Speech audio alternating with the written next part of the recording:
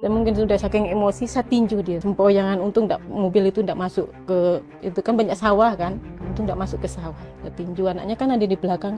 Udahlah Pak, tidak usah kelahi di mobil, kata mama anaknya kan, nanti ada apa-apa di jalan. Udah sering, pokoknya hampir tiap hari saya kelahi karena perempuan tadi itu. Nggak tahan kan, Pak saya tak bisa, saya bilang gitu. Bapak ini dosa, saya dosa besar, saya bilang gitu. Saya dimasukkan Islam, tapi Bapak tidak ngajar saya. Mama Bapak menduakan saya, mencarikan saya bilang gitu. Dia apa dia jawab apa? Tidak apa-apa, nanti aku yang nanggung dosanya, dia bilang gitu. Ada pikiran saya mau masuk Kristen lagi, karena saya setelah tadi kan masuk ke agama Protestan lagi, ke gereja. Terus saya berpikir lagi, kalau saya masuk Kristen lagi, anak saya nanti masuk neraka. Saya khawatir nanti di akhirat nanti saya nggak ketemu anak saya. Itu saya pikir saya itu. Karena anak saya satu-satunya harapan saya. Agama Kristen Protestan, suku Jawa. Alhamdulillah kami taat. Suatu kami masih Protestan kan, biasa dari pendeta itu kita disuruh siar. Misionaris Dengan juga berarti. Alkitab itu nanti hari Minggu nanti giliran kamu baca Alkitab. Untuk jemaah-jemaah sekolah hari Minggu itu. Seperti itu. Dulu sewaktu masih Protestan kami kan seminggu sekali kita ke gereja ya. Kan kawan saya kebanyakan pendeta, sering ke rumah, berkunjung ke rumah gitu. Apa namanya, suka ngasih, kalau Islam sekarang ngasih tausiah kan gitu. Ngasih ceramah-ceramah gitu. Nanti kalau dekat-dekat Natal gitu biasanya kita disuruh jadi panitia gitu. Di dalam gereja Natalan gitu kan. Setelah itu kan setiap hari Minggu nanti ada kegiatan ini gitu kan. Ngisi khotbah, bukan ngisi khotbah karena ada pendetanya sendiri kan. Kita sebelum pendeta sebelum datang kan kita harus ngisi tuh lagu-lagu rohani gitu kan. Terus itu kita suruh bawakan gitu. Setelah sekian lama saya kerja di perusahaan kayu lapis kan. Kerjaan kayu lapis itu saya tetap masih sering ke gereja kan. Tapi waktu itu gerejanya gabung dengan Katolik. Jadi kawan saya Katolik, saya Protestan, tapi saya tetap sembahyangnya dalam Protestan, ikut Protestan. Misalnya Natal pun gabung gitu. Karena di perusahaan waktu itu gereja kan cuma satu doang. Cumannya adanya kan orang perusahaan kan kerja terus kan. Cuma adanya hari Minggu ya itu. Jadi hari lain kan nggak ada kegiatan. Jadi gabung sama Katolik. Udah lama saya ikut sering ke gereja. Kok perasaan saya itu kok saya lihat itu, lihat kawan-kawan itu pergi terawih itu kan, bulan puasa ini pergi terawih, ikut, ngapa hati saya kok pingin ikut gitu kan, ikutlah sama teman saya gitu kan ke masjid, ikut sholat, ikut puasa, tapi maaf waktu itu masih belum syahadat kan, hanya ngikut-ngikut doang gitu kan. Mungkin saya dibilangin kafir juga, ya nggak tahu juga sih ya. Setelah udah sekian lama kok ada perasaan, kok ada rasa dosa gitu kan. Kembali saya ke agama Kristen tuh, tapi kan maaf ya kan itu kan belum syahadat Belum, saya iya, kan. iya. Jadi kan belum ada Islamnya gitu kan. Saya mau kena itu saya kasihkan kawan saya. Sholat juga saya, puasa juga gitu. Ikut-ikut aja karena ngelihat aja kan gitu. Waktu itu kan memang di tempat saya kerja kan nggak ada ustadz gitu kan, hanya ya karyawan-karyawan semua di perusahaan situ kan. Jadi entah gimana begitu setelah saya itu ada pengurangan karyawan gitu kan. Saya berhenti kerja, langsung saya pergi ke Pontianak ikut kakak saya kan. Saya ketemu dengan suami saya. Saya waktu itu masih bekerja lah di daerah Purun gitu kan. Ketemu suami saya kan, suami saya maaf tuh ya, dia kan kontraktor tuh kan. Nah, kontraktor dia punya proyek di daerah Sambas kah waktu zamannya Perang Dayak sama apa itu? Tahun 99 kalau tidak salah ya. Saya pergi ketemu beliau, dia ngajak nikah saya. Maaf ya itu suami saya kan suami istrinya udah meninggal gitu kan. Jadi saya menikah dengan dia gitu. Sebelum saya nikah sama dia kan saya udah diislamkan duluan. Karena kalau Islam kan kita kalau belum diislamkan kan kita tidak boleh campur. Jadi setelah seminggu sebelum saya nikah itu udah diislamkan di BP4 tuh, masukkan Islam. Jadi ada buku nikah, buku masuk Islamnya ya kan. Nah, masuk Islam setelah perjalanan udah panjang sekali. Maklum saya menikah sama suami saya kan ada anak. Nah, anaknya itu pertamanya bagus sama saya kan. Karena di tetangga kiri kanan itu semua saudara dari almarhum istrinya dulu. Jadi anaknya itu dihasut semua untuk membenci saya. Jadi membenci saya ngomong sama bapaknya, Pak, kita pindah aja. Saya bilang gitu, saya pingin nggak rumah di sini, nggak mau, saya bilang gitu. Dikontrakkan saya di daerah Jeruju, dibukakan warung kan, nah tinggal di sana. Waktu itu saya udah hamil 1 bulan waktu itu kan. Saya nggak betah karena anaknya itu semua membenci saya, benci saya. Bapaknya pergilah tuh, waktu itu kan bapaknya mungkin suka percaya sama hal-hal seperti itu ya. Pergilah ke daerah Anjungan situ, dilihatkan itu dia termakan sama ipar-iparnya itu, supaya ngikut apa kata iparnya tadi itu, membenci saya semua. Saya nggak betah kan. Saya tinggal di Jeruju, kehamilan saya umur 8 bulan kalau tidak salah, saya pindah Skadau, kan saya orang Skadau, tapi orang Jawa. Tinggal di Skadau, melahirkan sampai umur anak saya 2 tahun. Sekali saya pulang, bapaknya kan datang ke Skadau, ngajak saya pulang ke Pontianak. Dia bilang itu, mah yuk kita pulang, rumah udah diperbaiki, maksudnya udah ditingkat. Waktu itu kan rumah dasar kan, saya nggak mau rumah kita tinggal di Pontianak lagi, kita tinggal di atas biar budak-budak di bawah, dia bilang gitu. Saya nggak mau, saya mau pindah ke Pontianak tapi belikan saya rumah, saya bilang gitu. Nah, saya belikan rumah itu.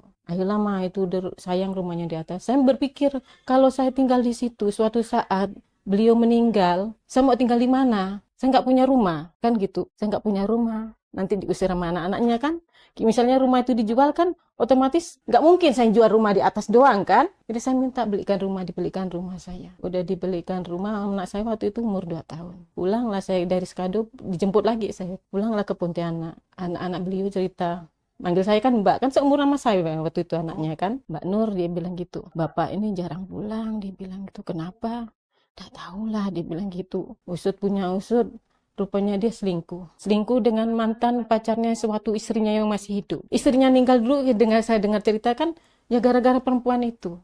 Dia sampai stres kan, meninggal itu pembantu di rumah itu yang cerita sama saya. Kan saya nggak tahu kalau mereka nggak cerita. Anaknya pun kalau nggak cerita pun saya nggak tahu juga. Karena itu masa lalu dia kan cerita. Setelah saya pulang udah nyampe di Pontianak, anak-anak cerita, ada seorang pagi-pagi itu ada perempuan telepon. Bapaknya kan lagi pergi ke kantor itu, telepon si perempuan itu, halo katanya. Ya siapa nih? Segitu. Saya ini istrinya, saya bilang gitu. Langsung dia lapor ke suami saya, katanya itu saya marah-marahin dia. Suami saya datang, Pak, saya bilang gitu, tadi ada orang perempuan cari bapak, nelpon gitu. Ya kamu itu marah-marahin dia ya, katanya. Astagfirullahaladzim, saya bilang gitu. Mana ada saya marah-marah bapak, perempuan itu siapa Pak? Diam jadi kan. Dia jarang pulang setelah itu, anak-anak cerita memang jarang pulang. Saya stres tuh, stres. Pas kebetulan di rumah ada tamu kan, tamu kerja dia itu. Saya bongkar-bongkar, maaf itu karena saya itu curiga karena dia jarang pulang. Saya curiga, saya cari di dompetnya. Rupanya ada surat cincin. Surat cincin itu saya cocokkan dengan jari saya itu pas. Saya cocokkan dengan cincin suami saya itu enggak pas. Berarti cincin perempuan. Saya tanyakan, Pak, ini cincin surat siapa? Saya bilang gitu. Enggak ada. Punya bapak, jarinya itu udah beda, saya bilang gitu. Ini cincin perempuan, masih tidak ngaku. Sekali saya sering pergi ke Anjungan, kan orang Anjungan dia, pergi ke Anjungan saya tanya dia kan, nggak ngaku dia. Dan mungkin sudah saking emosi saya tinju dia pakai mobil dia. Sempoyangan, untung mobil itu tidak masuk ke, itu kan banyak sawah kan, untung tidak masuk ke sawah. Saya tinju, anaknya kan ada di belakang. Udahlah Pak, nggak usah kelahi di mobil, kata mama anaknya kan, nanti ada apa-apa di jalan. Udah sering, pokoknya hampir tiap hari saya kelahi karena perempuan tadi itu. Saya itu udah tahan kan, Pak saya tak bisa, saya bilang gitu. Nggak bisa, nggak mau saya gini. Saya bilang, dia tetap nggak mau, dia nggak mau menceraikan saya. Tapi saya tetap minta cerai sama dia, saya minta cerai. Pokoknya saya tak cerai, berikan saya rumah, jatah bulanan anak saya harus dikasih sampai anak saya besar, sampai anak saya dewasa, saya bilang gitu. Saya nggak mau tahu, saya bilang gitu. Waktu itu sampai telat, ada 2 bulan dia tidak datang, nggak ada ngirim ngasih duit kan, biasa anak buahnya karyawannya kan datang ngantar duit, itu udah ada 2 bulan. Saya ngagak ke kantornya kan jalan Pak Kasih, saya datang agak, dia pagi-pagi saya datang, rupanya beliau itu tidur di kantornya, tak tidur di rumah perempuan tuh. Saya agak datang, Pak, mana jatah peno? Saya bilang gitu, gak dikirim-kirim. Saya ngamuk lah di situ itu. Udah lama, nggak usah kali dalam kantor, dia bilang gitu. Nanti suwe, kata orang Jawa, orang Melayu bilang gitu. Ya kan kasih duit peno, saya bilang gitu. Diantarlah duitnya anak buahnya. Setelah itu, waktu itu memang dia udah, sebelum itu setelah cerai dari saya dapat berapa minggu dia menikah sama perempuan itu. Anaknya cerita tidur sama saya di itu kan, saya udah dibelikan rumah kan, anak tiri saya itu suka tidur di rumah saya. Suatu saat dia ke rumah saya, Mbak Nur, dia bilang gitu, Bapak udah nikah lagi, dia bilang gitu. Oh iya, kan baru berapa hari, ya bilang gitu kan. Itulah bapak, dia bilang gitu. Kami marah-marah katanya, bapak ini gini-gini katanya anaknya gitu kan. Sekali, ya udahlah, langsung dia masih, anak saya kan masih kecil, masih umur 3 tahun saya. Dia datang, bisa bilang gitu, Pak, bapak ini dosa, saya dosa besar, saya bilang gitu. Saya dimasukkan Islam, tapi bapak tidak ngajar saya. Mama bapak menduakan saya, menceraikan saya bilang gitu. Dia jawab apa? Tidak apa-apa, nanti aku yang nanggung dosanya, dia bilang gitu. Sampai bilang gitu dia. Oke lah, kalau memang bapak seperti itu, tidak apa-apa. Berarti dosa saya bapak yang nanggung, saya bilang gitu. Setelah itu, saya stres ya. Saya ngerokok saya. Merokok. Saya menghilangkan stres tadi, saya merokok. Nah, saya berpikir gini, ya Allah, sakit hati, saya bilang gitu. Padahal saya menikah dengan duda gitu. Yang dinikahi itu janda anak 2, tua dari saya, beda belasan tahun sama saya. Si perempuan yang dinikahin itu. Terus ada berpikiran gitu, ya Allah, ada berpikiran saya mau masuk Kristen lagi. Karena saya stres tadi kan, pingin aku masuk Islam, masuk ke agama Protestan lagi, ke gereja. Terus saya berpikir lagi, kalau saya masuk Kristen lagi, anak saya nanti masuk neraka. Saya pikir gitu, nanti masuk neraka. Ya Allah, saya sering sholat tahajud. Ya Allah, beri saya petunjuk ya Allah, agar saya kuat dalam jalan hidup saya bilang gitu. Setelah perjalanan panjang sekali dengan rumah tangga si perempuan itu pun dia tidak bahagia. Anaknya cerita dengan saya, dia selalu anaknya cerita, bapak selalu tidur di kantor Mbak Nur, dia bilang gitu. Kenapa Yun? Tidak tahulah bapak gitu. Ada suatu saat, udah 10 tahun berikutnya kan, datang ke rumah beliau, datang ke rumah minta rujuk sama saya. Minta rujuk, saya bilang kalau bapak mau rujuk ceraikan dia, saya bilang gitu. Saya nggak mau, saya bilang gitu. Nah udah, nanti saya bapak urusnya, dibilang gitu. Sekali bawalah surat cerai itu, rupanya saya bawa ke penghulu yang biasa nikahkan itu. Saya tanya, Pak, ini saya ceritakan gitu. Oh, ini nggak asli Bu, kalau asli ini ada capnya aslinya, ini fotokopinya, dibilang itu. Oh, nggak bisa ini Bu, harus minta yang asli kalau untuk ke depak gitu kan ya, harus yang asli, ini nggak bisa yang palsu, ini urus lagi sama bapak. Rupanya dia kan orangnya suka emosi itu ya, almarhum tuh marah-marahin yang penghulu tadi itu, nggak mau nikah, nggak bisa nikahkan saya.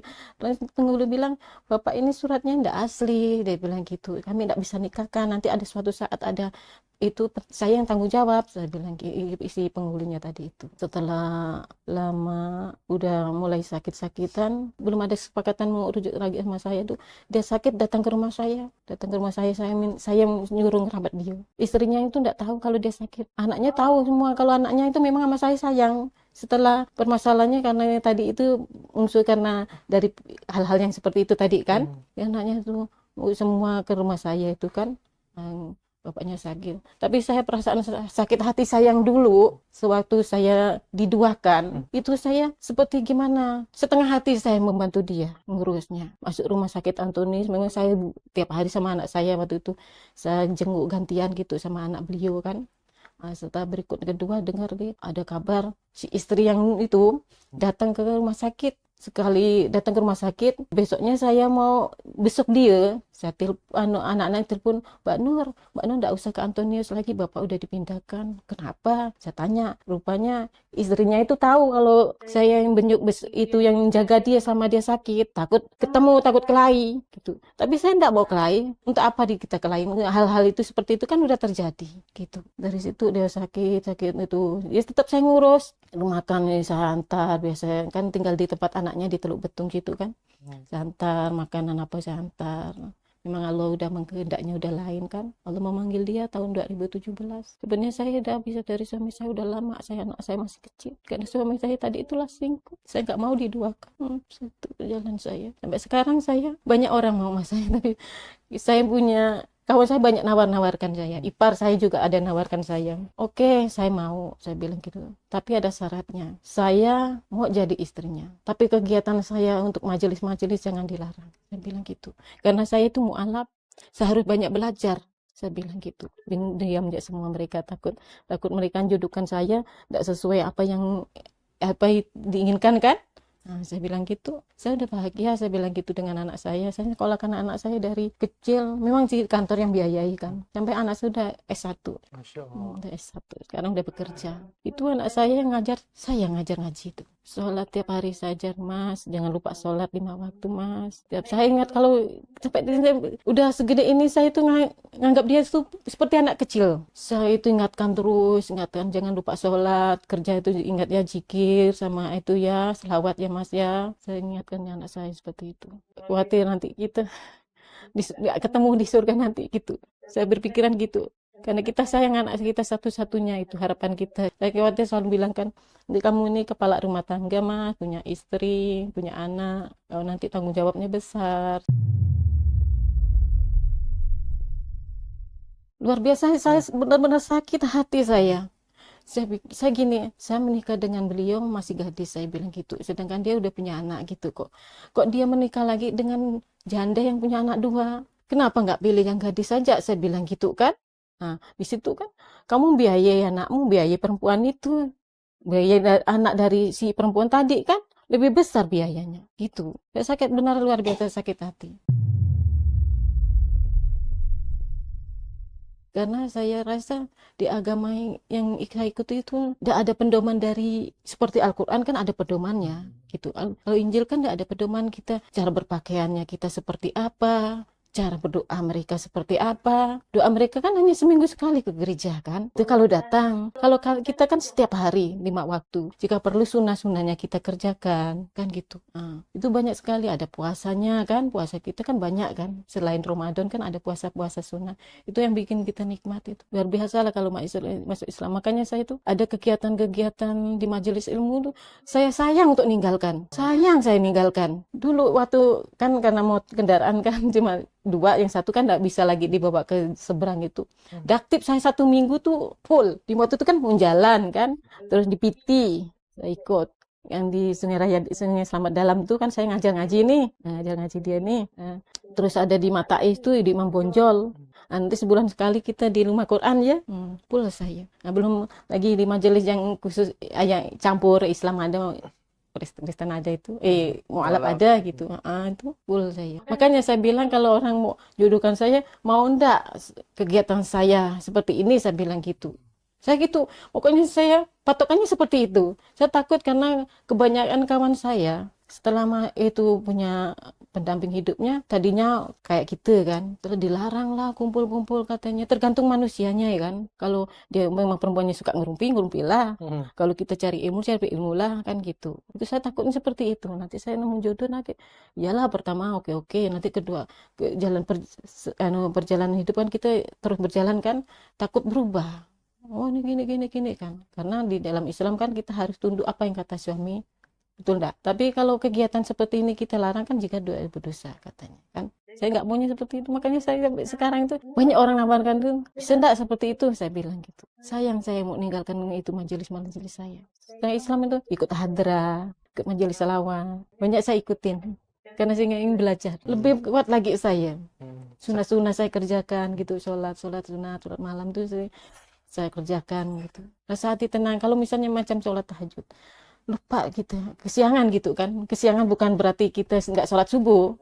Kesiangan sholat tahajud itu rasa penyesalan itu ada. Duha lagi, seperti duha lagi. Kalau selama kami yang ikut hadrah itu biasanya kan jam 7 itu kan harus ada di tempat kan. Karena ada anggota kan harus mainnya agak pagi gitu. Jadi aduh ini ketinggalan duha saya ini.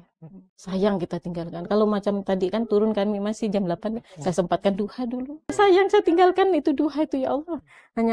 Hanya padamu aku minta ya Allah, lindungilah anakku, lindungilah diriku dan keluargaku gitu. Saya minta sama Allah gitu. Beri sehat. Suami saya pun waktu itu tidak ngajarin saya Islam. Dia sibuk dengan kerja. Saya masuk Islam, saya belajar Islam, saya cari sendiri ilmunya. Saya cari belajar. Sampai ngaji cuma alif bata. Setelah itu saya belajar sendiri sampai sekarang. Alhamdulillah bisa ngajar orang. Saya nggak belajar sama guru. Saya belajar pertama hanya sama guru alif bata aja kan. Udah itu saya langsung saya belajar sendiri di rumah. Sampai sekarang alhamdulillah kita nggak sombong, udah puluhan kali hatam. Ngaji itu ya, kebanyakan itu orang berat. Untuk duduk di majelis ilmu aja kadang berat. Ada banyak alasan gitu. Kalau sekali udah maaf aku nggak bisa ngaji, ada ini ada itu, udah setan tuh udah masuk. Berikutnya lagi seperti itu. Udah setan udah senang dah. Kalau kita lawan, setan tuh kalah. Kalau punya saya prinsip gitu. Udahlah aku pikirin, udahlah aku nggak turun lah ini hari.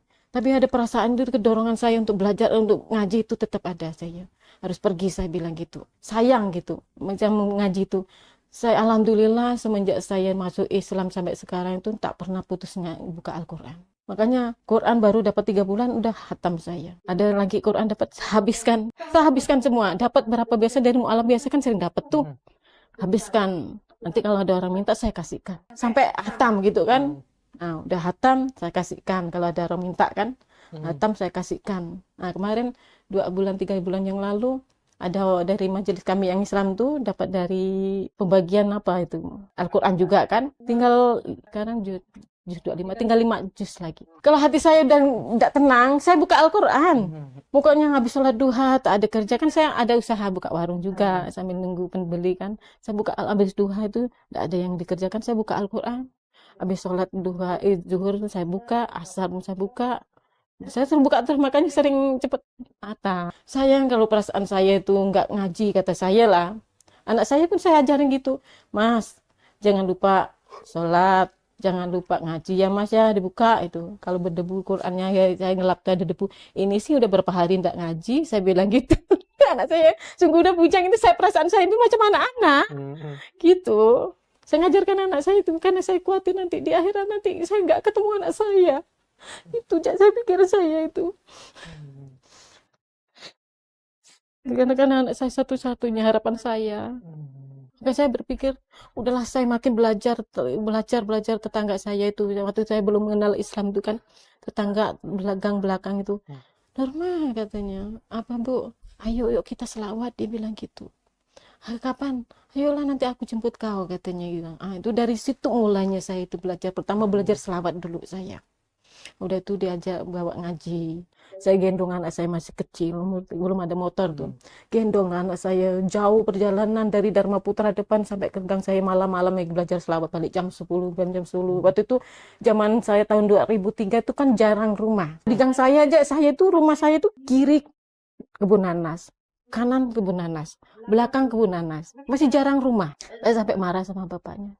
Pak, ngapa dibelikan rumah saya di hutan? Saya bilang gitu. Di hutan saya bilang gitu. Udah lama, sabar ya, nanti suatu saat ramai. Alhamdulillah memang bertahun-tahun mungkin penuh. Itulah saya ingat anak saya itu bawa pergi pengajian, bawa pergi selawat, saya gendong. Kalau udah capek saja tuntun jalan, nanti gendong lagi cari ilmu itu karena saya ingin belajar Islam.